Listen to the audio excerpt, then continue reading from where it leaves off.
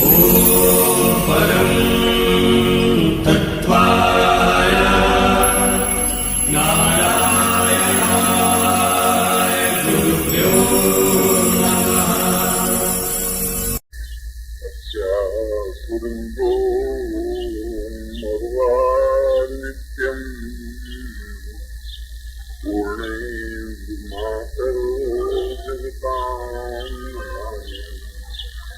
श्रीशैलमातु भगवन्ति कालीं प्रणमामि देवीं प्रणम्य।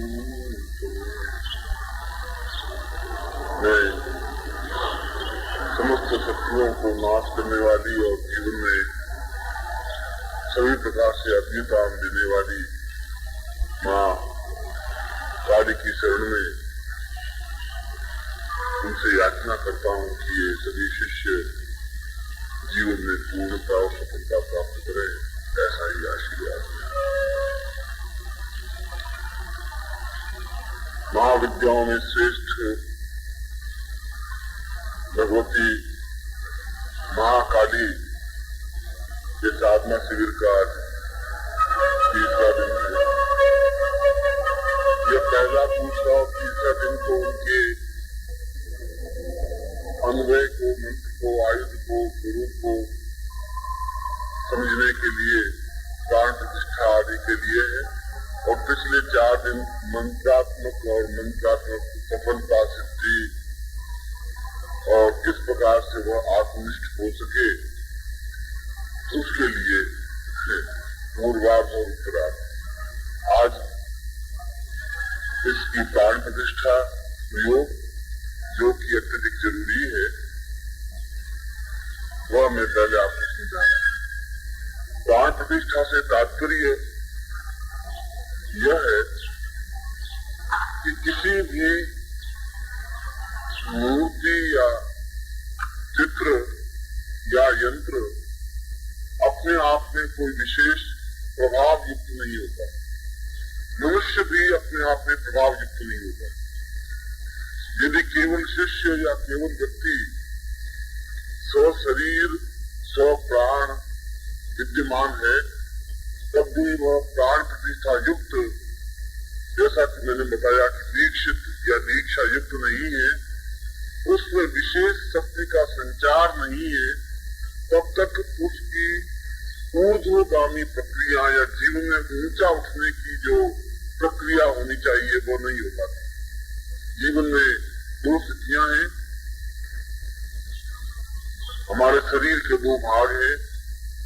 नाभि से नीचे का सारा भाग ग्रस्त भाग है, निम्न भाग है, और उन अंगों का उपयोग करने से मनुष्य ज्यादा से ज्यादा ग्रस्त, ज्यादा से ज्यादा सांसारिक प्रपंचों में उलझता है।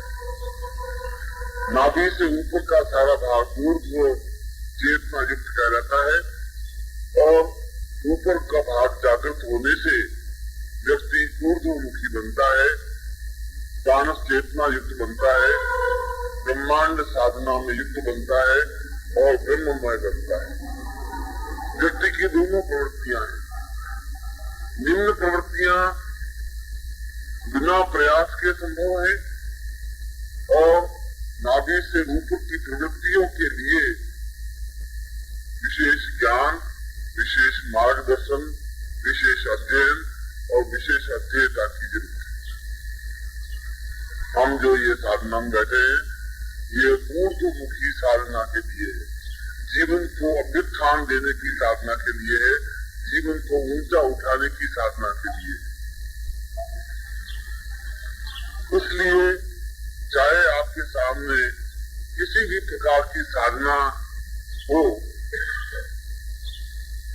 यदि केवल मूर्ति ही कोई ताकतवान होती तो जयपुर में 300 घराने ऐसे हैं जो मूर्तियों का निर्माण करते रहते हैं और सैकड़ों लक्ष्मी की मूर्तियां उन्होंने बनाई होंगी और बेची होंगी।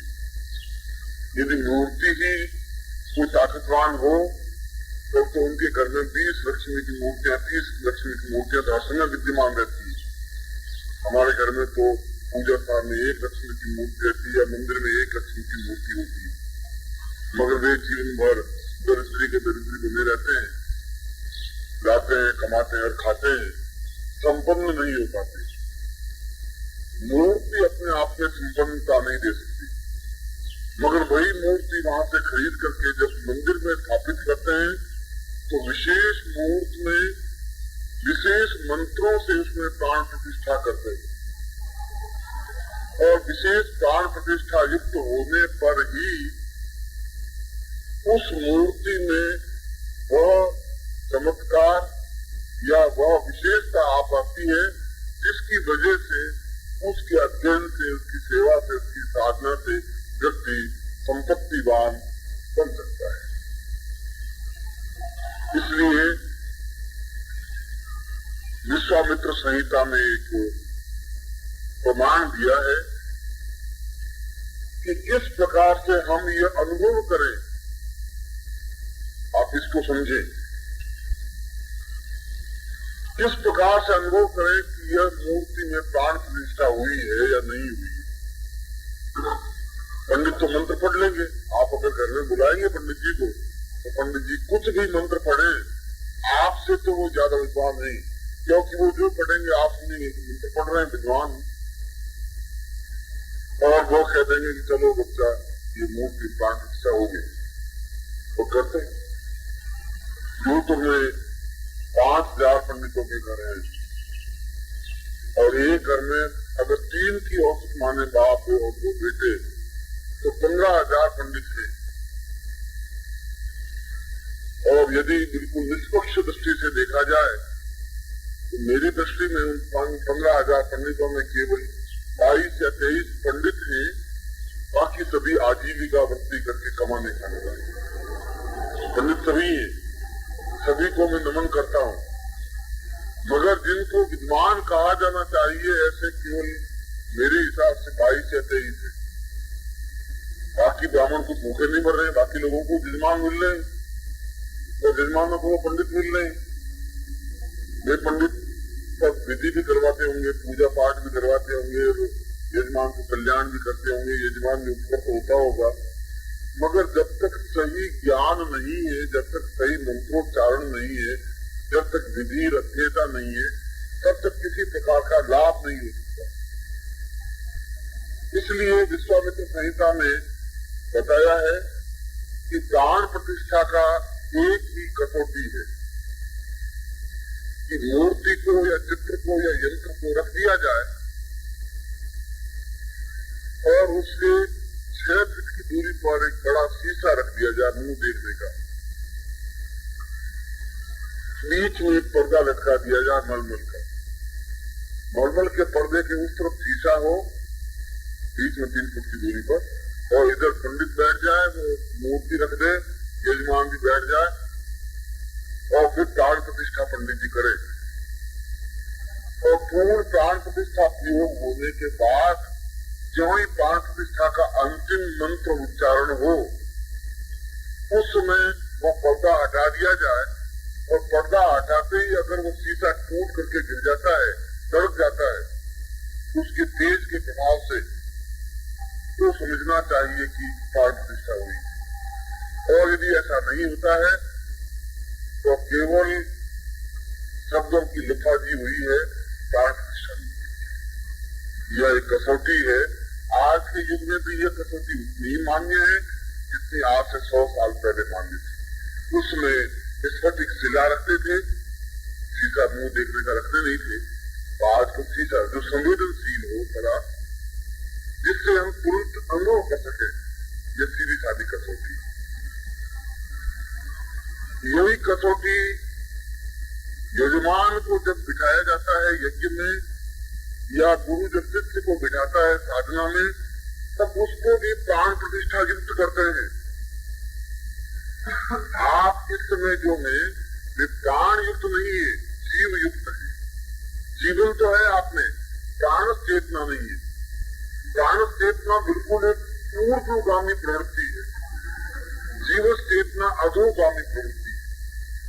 जब जीव शरीर में होता है तब उसके मन में अधोगामी प्रवृत्तियों की भावना ज्यादा रहेगी, यह मेरा पुत्र है, ये मेरी पत्नी है, ये मेरा घर है, ये मेरा मकान है, मुझे ऐसा करना है, ऐसा नहीं करना है, ये पैसा कमाना है, इधर से करना है। केवल 24 घंटों में 23.5 घंटे इसी में चिंतन में आदमी लीन रहता है। ऐसे व्यक्ति जीव युक्त प्राणी कहलाते हैं, और जिनमें ऊर्ध्व चेतना होती है, साधना तक प्रवृत्ति होती है। ऐसे ग्रस्त हैं जो हरदम उनकी आंख में आंसू टपकते रहते हैं, चिलमिलाते रहते हैं कि गुरु जी क्या करूं, मैं कैसे साधना करूं, कोई कुछ तरीका ऐसा बताइए, मुझे छुट्टी नहीं मिल रही है, व्यापार में अवकाश नहीं मिल रहा है, मगर मेरी इच्छा है कि साधना करूं। उनकी भी पत्नी है, बच्चे हैं, सब कुछ है, मगर भावना और चिंतन ये है। और जिनमें ऐसी भावना और चिंतन है वे प्राण चेतना युक्त है। यदि जीव युक्त ही व्यक्ति हो तो उसको प्राण चेतना युक्त बनाना जरूरी है। अगर प्राण चेतना युक्त नहीं होता है तो साधना में उतनी सफलता नहीं मिल पाती है जितनी सफलता मिलनी चाहिए। इसलिए प्राण चेतना मूर्ति में भी जरूरी है, यंत्र में भी जरूरी है, शिष्य में भी जरूरी है, आप में भी जरूरी है। और ऐसा होने पर व्यक्ति में स्वतः अंतर महसूस होने लग जाता है। अंदर से विशेष रश्मियां, विशेष किरणें स्वतः प्रस्फुटित होने लग जाती है। स्वतः उसके मन में कुछ भावनाएं पैदा होने लग जाती है कि मैं कुछ करूं। एक तड़प जो पैदा हो जाती है वह तड़प ही व्यक्ति को पूर्ण सफलता दे पाती है। और प्रत्येक मूर्ति के लिए, प्रत्येक साधना के लिए, प्रत्येक यंत्र के लिए अलग अलग प्राण प्रतिष्ठा की होगी। सैकड़ों मूर्तियां हैं, सैकड़ों देवी देवता हैं, तो सैकड़ों प्राण प्रतिष्ठा की होगी। एक व्यक्ति केवल अपने जीवन में प्राण प्रतिष्ठा प्रयोगी सीखना चाहे तो पूरा जीवन भी कम होता है। मगर फिर भी काली तंत्र में एक विशेष प्रयोग किया है और यह वशिष्ठ प्रणीत काली तंत्र है। वशिष्ठ ऋषि ने एक ऐसा प्राण प्रतिष्ठा मंत्र दिया है जो प्रत्येक यंत्र के लिए, प्रत्येक मूर्ति के लिए समान रूप से उपयोगी। मैं उस गोपनीय प्राण प्रतिष्ठा प्रयोग को आपके सामने स्पष्ट कर देता हूँ जो कि आपके लिए उपयोगी है। वह चाहे आप भैरव साधना करें, चाहे आप यक्षिणी साधना करें, चाहे महादेव साधना करें, चाहे शंकर साधना करें, चाहे लक्ष्मी साधना करें, साधना से पूर्व अपने आप में भी प्राण चेतना की जाए उसी मंत्र से, और उस यंत्र में भी प्राण चेतना की जाए, और सामने चित्र हो या मूर्ति हो उसमें भी प्राण चेतना की जाए। यह अपने आप में एक अद्भुत प्राण प्रतिष्ठा मंत्र है जो कि प्रत्येक प्रकार की देवी देवता मूर्ति चित्र में समान रूप से उपयोगी है। ललिता काली का प्राण प्रतिष्ठा प्रयोग बिल्कुल अलग है, रीम बीज से है, लक्ष्मी का रीम बीज से है, हनुमान का ऊन बीज से है। सभी के लिए अलग अलग बीज युक्त प्राण प्रतिष्ठा प्रयोग है। मगर एक विश्वामित्र वशिष्ठ ने अपने शिष्यों के अनुरोध पर एक विशेष मंत्र की रचना की। उस विशेष प्राण प्रतिष्ठा प्रयोग को प्रारंभ किया और उन्होंने इसको अनुरोध किया। उन्होंने देखा कि यह मंत्र लक्ष्मी साधना में लिए उतना उपयुक्त है जितना कि कृष्ण की साधना के लिए उपयुक्त है, जितना कि शिव की साधना के लिए उपयुक्त है, जितना कि ब्रह्म की साधना के लिए उपयुक्त है, जितना कि आत्म साधना के लिए। उस मंत्र को मैं आपके सामने स्पष्ट करता हूँ। उस मंत्र को आप समझ रहे कि किस प्रकार से उसके माध्यम से प्राण प्रतिष्ठा प्रयोग किया जाना चाहिए। कल से जब आप साधना में बैठे तो सबसे पहले स्वयं आत्म प्राण प्रतिष्ठा करें, फिर यंत्र प्राण प्रतिष्ठा करें। यद्यपि ये यंत्र आपको प्राण प्रतिष्ठा युक्त दिए हुए फिर भी अभ्यास के लिए। और यदि आपके सामने काली की मूर्ति या चित्र है तो उसमें प्राण प्रतिष्ठा इसी मंत्र से करें जो मैं मंत्र आपको देता। इस मंत्र का प्रारंभ चेतना मंत्र से होता है जो मैं सर्वमान्य मंत्र बता रहा हूँ और जो आपको किसी काली पुस्तक में नहीं है, केवल काली तंत्र है, वशिष्ठ प्रणीत तंत्रोक्त प्रकार है और उसमें भी पूर्वार्थ में पूर्व खंड में इस प्रयोग को किया हुआ है। पूर्व में चेतना मंत्र जब दीक्षा दी जाती है तो शिष्य में चेतना मंत्र को स्फुटित किया जाता है। चेतना मंत्र में बोल रहा हूँ और एक बार बोलूंगा, आप नोट करते रहना, उसके बाद रह जाए तो फिर पांडे जी आपको नोट करवा देंगे, तो पहले से आप नोट कर लें। ओम ह्रीम, ध्वनि को भी जब मैं बोलूं ध्वनि को नोट करते रहे। मैं जब न बोलूं या ग बोलूं तो ध्वनि को बिल्कुल याद रखें। ओम ह्रीम मम देह प्राण रोम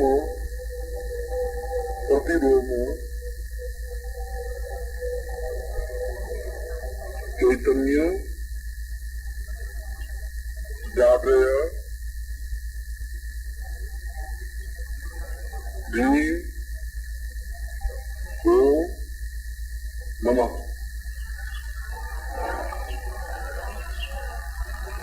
ओम ह्रीम मम प्राण दे ओम चैतन्य जागृय ह्रीम ओम नमः।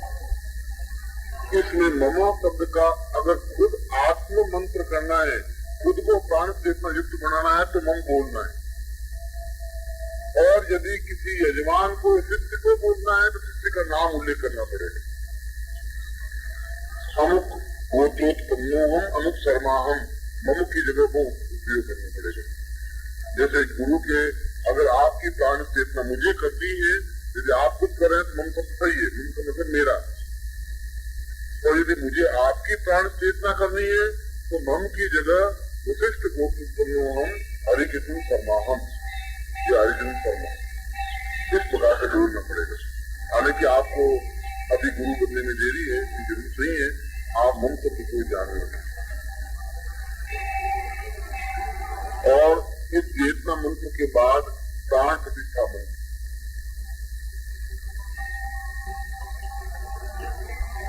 जो कि सर्वकालिक सर्वमंत्रात्मक प्राण चेतना मंत्र कहलाता है। सर्वकालिक सर्व प्राण चेतना युक्त प्राण प्रतिष्ठा मंत्र।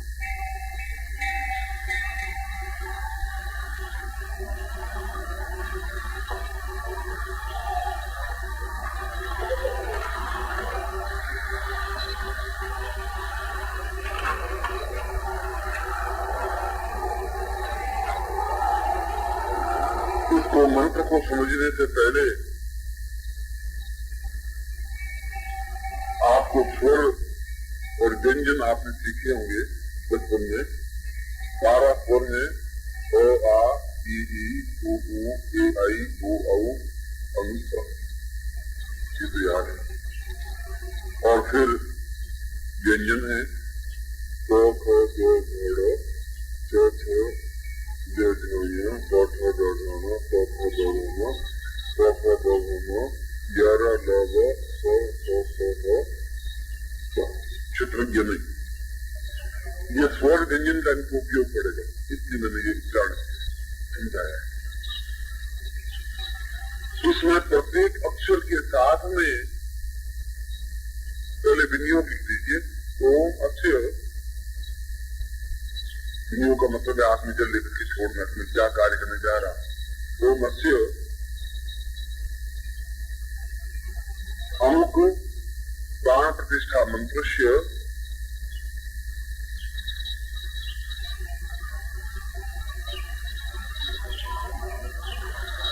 वशिष्ठ ऋषि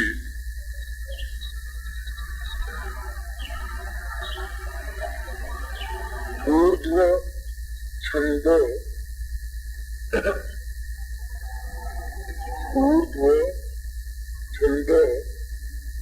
प्राण प्रतिष्ठा स्थापने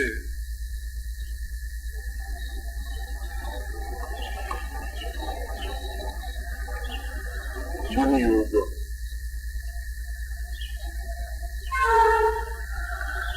जो पूरी विधि है योग की पूरी विधि।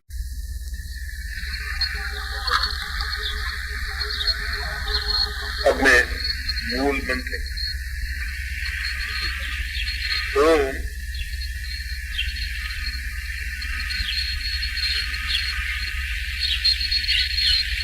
इसमें पहले के ऊपर बिंदी आप समझ लीजिए मंत्र तो 2 सेकंड में समझ आ जाएगा। उसकी टेक्निक समझने की जरूरत है। पूरी मशीन लंबी चौड़ी 25 लाख की है, उसका बटन ओरिजिनल मालूम होना चाहिए। यहाँ दबाने से पूरी मशीन का विराट शुरू हो जाएगी। इसलिए मैं उसकी पॉइंट को समझा रहा हूँ तो समझ में आ जाएगा मंत्र। इसमें मूल रूप से 2 बीज है। एक तो क्रीम बीज है, सुन लेना पहले, सुन लीजिए 2 बात थी। ओम क्रीम ओम, और ये दोनों ही बीज प्राण प्रतिष्ठा के मूल बीज है। अब क्रीम की जब व्याख्या में आपको मूल मंत्र की व्याख्या करूंगा दक्षिण काली के मंत्र की, तब मैं क्रीम मंत्र की क्या ताकत है मैं उसको प्रैक्टिकल करके समझाऊंगा कि क्या मंत्र है। अभी फिलहाल समझना है कि जीवन के सर्वोच्च 2 मंत्र हैं प्राण प्रतिष्ठा के, क्रीम ओम, दोनों में 9 की विधि है। इन दोनों को जब प्राण प्रतिष्ठा सर्वकालिक प्राण प्रतिष्ठा प्रत्येक देवता, यह जो मैं प्राण प्रतिष्ठा प्रयोग बता रहा हूं, वह चाहे कोई भी यंत्र हो, किसी प्रकार का यंत्र हो, उसमें प्राण प्रतिष्ठा के लिए या किसी भी प्रकार की मूर्ति में प्राण प्रतिष्ठा के लिए या स्वयं में भी प्राण प्रतिष्ठा के लिए किसी मंत्र का प्रयोग होता है। अन्यथा प्रत्येक देवी देवता के लिए अलग अलग प्राण प्रतिष्ठा प्रयोग समझाए हुए हैं। अलग विनियोग है, अलग ऋषि है, अलग मंत्र है, अलग छंद है और अलग प्रणीत है। यह सभी के लिए समान रूप से उपयोगी है। इसलिए जब भी आप साधना करें तो आप इस प्रयोग को करके देखें, आपको खुद को डिफरेंस मिले। और इसमें सारा मंत्र और सारा ब्रह्मांड केवल एक ध्वनि में समझाया हुआ है, अहम ब्रह्मास्मि, मैं ब्रह्म हूं। और यह सारा ब्रह्मांड ब्रह्म में समाहित है। अहम का मतलब है अ से लगा करके ह तक के जितने अक्षर हैं वे अहम के अंतर्गत आए। इसलिए अहम शब्द बना। अहम शब्द बनाने बहुत सोच समझ के बनाए हुए कि मैं अ से लगा करके ह तक के जितने, उसके अलावा कोई शब्द बन ही नहीं सकता। जितने अक्षर है संसार की सारी भाषाओं में, अंग्रेजी, फ्रेंच, मलयालम, हिंदी, उन सब में इन्हीं अक्षरों का प्रयोग होता है। चाहे बी बोलो, चाहे ब बोलो, चाहे अक्षर तो एक ही है। या अलीफ बोलो या अलीफ बे पे टे टे से, उर्दू में बोलो तो बी अक्षर तो अलीफ में अ बोलना पड़ेगा। अलीफ में भी अ शुरू होगा, हिंदी में भी ओम से शुरू होगा, अंग्रेजी में ए से शुरू होगा। है अक्षर करीब एक ही वर्ण से, तो अ से शुरू है, अ से शुरू है। संसार की सारी भाषाओं के अक्षर अ से शुरू। एकदम अगर इसको गहराई के साथ देखेंगे, उर्दू में भी अगर आप देखेंगे तो कोई दूसरा अक्षर पहले नहीं है, पहले अलीफ है, फिर बे, फिर पे टे टे से जीम छे उर्दू पढ़े। अगर हिंदी पढ़ेंगे तो ओम से, संस्कृत पढ़े तो ओम से शुरू है, अ से। हिंदी पढ़ेंगे तो अ से शुरू है, अंग्रेजी पढ़ेंगे तो ए से शुरू है। वर्ण सारा अ से, क्या महत्ता है। मगर अ से लगा के अंतिम अक्षर अ है, हम, मैं और पूरा ब्रह्मांड इस अ से अ में समाया हुआ है। जितने मंत्र है, जितनी दुनिया है, वे अ से अ में समाई हुई है, क्योंकि 12 स्वर दुनिया है, अक्षर नहीं है। अ के पास में अ लगाएंगे तो आ बन जाएगा, ई लगाएंगे तो बी बन जाएगी। तो सारी दुनिया, जितने भी संसार की दुनिया है, वे अ से अ में समाहित है। इसलिए बांधने की क्रिया, प्राण प्रतिष्ठा जो करने की क्रिया है, अ से अ तक की क्रियाओं को करनी है। जब उनको करेंगे सारे स्वर, सारे व्यंजन, सारी ध्वनियां अपने आप में समाहित हो जाएंगी। इसलिए, और मैंने आपको 2 क्रीम और हम, इन दोनों को मूल बीजों को बताया। इसलिए पहले अ में पहले क्रीम, हम। अब थोड़ा समझेंगे। सबसे पहले क्रीम बीज लगाना है, फिर मूल अक्षर लगाना है, और फिर हम बीज लगाना है। उसी प्रकार से पहले बोलना है क्रीम हम, फिर क्रीम आम हम, फिर क्रीम दोनों बीज के साथ पहले पहला अक्षर लगाएंगे, फिर दूसरा अक्षर लगाएंगे, फिर तीसरा, फिर 12 बीज लगाएंगे, फिर क्रीम कम हम, फिर क्रीम आएगा कम। ठीक इसी प्रकार से और से लगा के बीज मंत्रों में आबद्ध कर देने की क्रिया को प्राण प्रतिष्ठा। मगर यह मंत्र को मैंने प्रयोग करके देखा, यह मंत्र वास्तव में बिना इस मंत्र के, बिना प्राण प्रतिष्ठा के, इस मंत्र के माध्यम से पहले स्वयं प्राण प्रतिष्ठा करें। और स्वयं प्राण प्रतिष्ठा का मतलब है आप विनियोग करके, चेतना मंत्र करके, उसके बाद में हृदय पर या शिखा पर अपना हाथ रख करके इस पूरे मंत्र को 3 बार उल्लेखित करें। जो मेरे बच्चे 3 बार कागज को लिख देंगे, कागज पर सीधा रीडिंग, फिर आपको याद करने की बोलना है। तो पूरे वर्णों को बांधना है, तो क्रीम और बीज में यह प्राण प्रतिष्ठा प्रयोग होता है। विनियोग मैंने आपको पहले दिखा दिया है। और किसी भी प्रकार के संसार में आप किसी भी विद्वान के सामने खड़े हो सकते हैं, इस प्रकार से प्राण प्रतिष्ठा करवाते हैं तो कोई विकूट नहीं है। और उसके लिए अपने आप बचे प्राण प्रतिष्ठा मंत्र तो पर आपके सामने चित्र है, ऊपर यंत्र है, तीनों पर प्राण प्रतिष्ठा इसमें नित्य प्रयोग करने की जरूरत नहीं है। कर रहे हैं एक नवरात्रि में आप पहले कर दिया, करने की जरूरत नहीं है। मगर यदि करना चाहे तो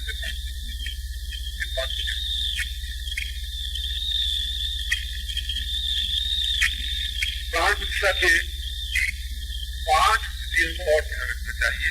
जो मैं मंत्र आपको कुछ समझ नहीं आया तो आप पूछ लें, व्यक्ति को नहीं समझ पाई ये बात नहीं, लिखना तो लिख लें, जब आप समझ में आ गए तो लिख लेंगे। आपको स्वयं को तो शिखा पर आकर करके यंत्र पर अपना दाई ना स्पर्श करते हुए यंत्र के मध्य भाग में इसका उच्चारण करना है और चित्र के भी मध्य भाग में स्पर्श करते हुए आपका शरीर का स्पर्श हो और फिर मंत्र। दूसरी बात, इसमें दीपक प्रज्वलित रहे, दीपक आपके दाहिने हाथ की ओर, ये का दीपक हो, ये 5 तत्व दाहिने हाथ।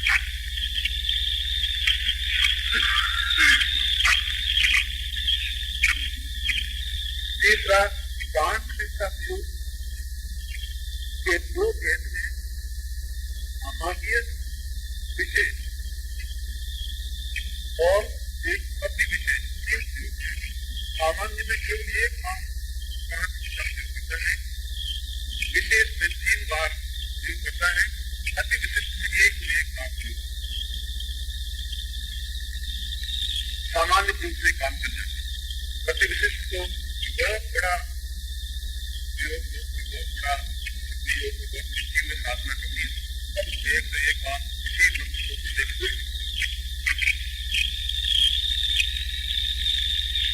जैसा प्राण प्रतिष्ठा प्रयोग में स्वयं को उत्तराभिमुख होकर बैठना है, हमारा मुंह उत्तर की ओर।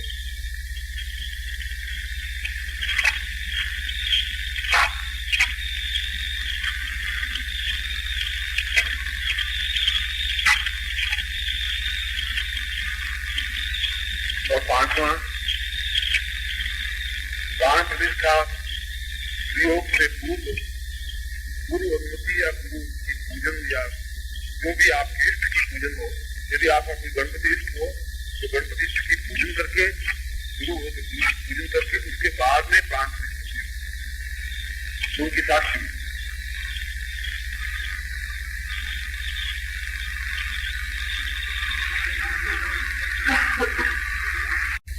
प्रातः काल मैंने आपको प्राण प्रतिष्ठा बताया था, आत्म भी बताया और आत्म प्राण प्रतिष्ठा प्रयोग का तात्पर्य यह था कि मैं जीवमय हूं, मैं प्राणमय बन सकूं। पहली बार चेतना मंत्र आपको बताया था, ओम ह्रीं ओम प्राण दे रूप आपने मंत्र को देखा नहीं है, आपने इसको समझा नहीं है, आपने पास में ट्रांजिस्टर है, नॉलेज नहीं है, कहां से बटन दबाए तो आवाज क्या, और आपके पास सैकड़ों पदार्थ पड़े हैं, उसका उपयोग मालूम नहीं है। और जब तक हम उसका उपयोग नहीं समझ सकते, जब तक इस मंत्रों की चेतना नहीं समझ सकते, इस मंत्रों की तीव्रता नहीं समझ सकते, तब तक वह मंत्र शरीर में समाहित भी नहीं। क्योंकि चेतना मंत्र जितना ही ज्यादा आपके अंदर रिपीट होगा, उतनी अंदर प्राण ऊर्जा पैदा होगी, और जितनी ज्यादा प्राण ऊर्जा पैदा होगी, उतना ही वो बिंब शरीर में समाहित होगी। किसी को अपने शरीर में समाहित करने के लिए जीव युक्तता से प्राण युक्तता में आना जरूरी है, और प्राण युक्तता में चेतनता में आना जरूरी है। और चेतना मंत्र की अपने आप में मोटिविटा यही है, उसका मतलब यही है, तात्पर्य यही है कि सामने वाला चेतना मंत्र पढ़ने के बाद में जो सामने विश्व है वो शरीर में स्वतः समाहित होता है। जितने प्राण चेतना जागृत होगी उतना ही ज्यादा। यदि आप एक बार मंत्र पढ़ेंगे, ऊर्जा नहीं बनेगी, उसका कुछ अंश शरीर में समाहित जरूर। और यदि आप तो पूरी एक घन पट्टी की तरह पूरी तरह से चार्ज शरीर को कर लेंगे, पूरा शरीर धोंकने की तरह चलने लग जाएगा, शरीर में प्राण चेतना पैदा हो जाएगी, आंख से दर्द पैदा हो जाएगी, उस क्षण उस बिंब को देखे, बिंब को पूरी तरह से शरीर में समाहित होना ही पड़ेगा। उसके बाद मंत्र अपना अस्थिर, क्योंकि वह बिंब ही अंदर समाहित है, तो फिर अपने आप में सामान्य क्षणिक कल्पना, यह चेतना मंत्र की पूर्णता है। और जिस क्षण चेतना मंत्र की ऊर्जा के लिए अपनी प्राण चेतना के द्वारा, जिसको हमने अंग्रेजी में ऑक्सीजन प्राण वायु कहा है, सी वायु नहीं कहा है, हिंदी में उसके लिए शब्द है प्राण वायु। हिंदी सारे शब्द बिल्कुल प्रामाणिक है, हमने उसके अर्थ का अन्वय नहीं समझा। ये जीव वायु भी कह सकते, जीवन भी तो जीव से होता है, जो प्राणों की शक्ति देने वाला है। और प्राण वायु के माध्यम से जिस क्षण आप सांस को गहराई के साथ लेंगे, सांस को गहराई के साथ निकालेंगे, तो स्वतः प्राण चेतना के माध्यम से पूरा शरीर एक चीज में आएगा, एक स्टेज पर आएगा। और उस समय ये रात सुबह कल करेंगे, कल सुबह इस प्रयोग को अवश्य करें। आप देखें कि आपको क्या बिंदु नजर आते हैं, आपको ध्यान दें। बहुत तेजी से, जिसको हमने भस्त्रिका कहते हैं, हिंदी योग में कहा गया है भस्त्रिका, बहुत तेजी से सांस लेना, बहुत तेजी से सांस छोड़ना, इतना तेजी से सांस छोड़ना कि आप खुद उछल के गिर जाए, और इतना गहराई के साथ सांस लेना कि पूरे ब्रह्मांड का सांस आपके अंदर, कितनी गहराई, ताकत के साथ। और जो ही सारा शरीर उद्दीप्त हो जाए, आपका शरीर मालूम पड़ जाएगा कितना हल्का शरीर हो गया है, कि आप है या नहीं पता ही नहीं पड़ेगा। उसमें चेतन आप जानते हैं, इस बिंदु को सामने रखकर आप स्वयं देखेंगे कि पूरी शक्ति आपके अंदर समाहित होने वाली, पूरी शक्ति आपके अंदर समाहित। ये सीधा साधा प्रयोग है। इस प्रयोग के